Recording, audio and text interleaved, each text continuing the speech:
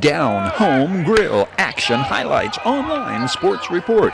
Down Home Grill. Hot time in the summer. Tri-tip fireworks weekend specials. We're smoking again. Down Home Grill. Corner of Bear Valley Road and Ridgecrest Drive, Victorville. Shane Brown, crafty, experienced, and talented veteran he is, goes the other way against the Amberjacks southpaw starter, driving his first of 3 runs early on in the High Desert Yardbirds' hard-fought 7-5 victory over the Monterey Amberjacks. This RBI single in the first, driving in Dominic Zayer, puts High Desert up 1-0. Next time up, Shane Brown does even greater damage, again going the other way, ripping it out of the park, providing the Yardbirds with the early runs on their way to their 3rd straight home field win over Monterey. Avery Brandon comes on in the 9th and closes it out. The checked swing, 3rd strike, requiring verification from the crew in blue. The final out in holding off the Amberjacks. For Avery Brandon, save number 5. It's a fun role to be in. You know, I just like to go in and get outs and do what I have to do to help this team win games this year. This is the concluding game of a 4-game set against Monterey. Temperatures again in triple digits at game time. High Desert trying for a 3rd straight win over the Amberjacks. Both teams come out hitting the ball at the outset. Monterey puts together back-to-back base hits with 1 out in the first against Yardbirds starter Jordan Norton. Amberjacks players love playing at Adelanto Stadium. They do not have a practice facility in Monterey. The only batting practice they get is upon arrival at another team's field. And the Amberjacks players and coaches genuinely appreciated the crown jewel of the Pecos League stadium conditions here in Adelanto. Consider, too, that the Amberjacks' road game accommodations for overnight lodging when playing in Adelanto are not in a Victor Valley community, but in Mojave, 67 miles away, and they have no team bus.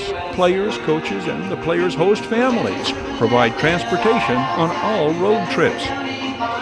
Jordan Norton gets the 6-4-3 double play to get out of the first unscathed. The 23-year-old out of Tennessee goes on to win for the 2nd time this season, allowing 3 runs on 8 hits in 6 innings of work.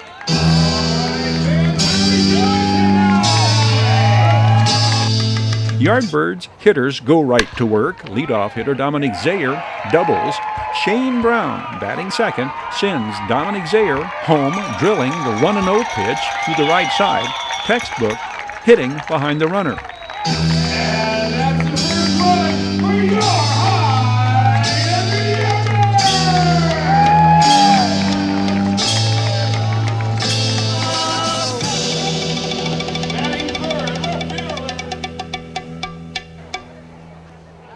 Two outs later, Shane Sharkey comes through with the clutch 2-out base hit to center, scoring Shane Brown with the 2nd Yardbirds run.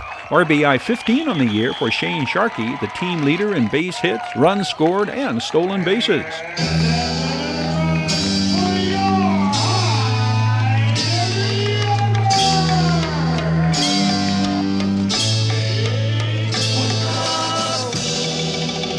With Blake Butcher at the plate, Shane Sharkey promptly steals 3rd. The runner at 3rd affects the pitch selection to his teammate in the batter's box if the pitcher becomes reluctant to throw breaking pitches that have a tendency to wind up in the dirt or to the backstop. Blake Butcher feasts on the 1-2 fastball, ripping it up the middle and sending Shane Sharkey across the plate. That's 32 runs scored in 29 games for the 24-year-old Texan, who received word this week he's been accepted into grad school at Kearney State in Nebraska. For Blake Butcher, first of 2 base hits this game, 3-0 Yardbirds, end of 1. Shane Brown's big blast in the 2nd, another 2-out excellent piece of hitting. Shane Brown sends the 2-0 pitch over the DG's landscaping service sign, landing some 390 feet away. That's what Brown can do for you. First home run of the year for the 27-year-old Shane Brown, who epitomizes patience and proper execution at the plate.